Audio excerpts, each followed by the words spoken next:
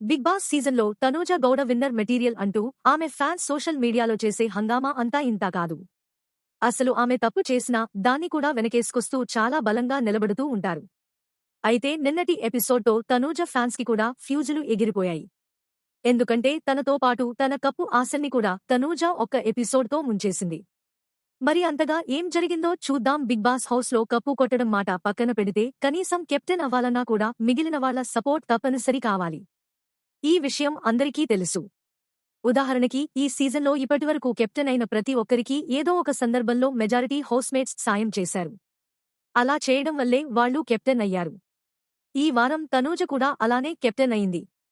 అయితే ఇది తనూజతో పాటు ఆమె ఫ్యాన్స్ కూడా ఒప్పుకోరు అనుకోండి. అయితే శనివారం ఎపిసోడ్లో నాగార్జున అందరినీ ఒక క్వశ్చన్ అడిగారు. హౌస్లో మీకు ఎప్పుడూ సపోర్ట్గా ఉండే ఒకరి పేరు చెప్పండి.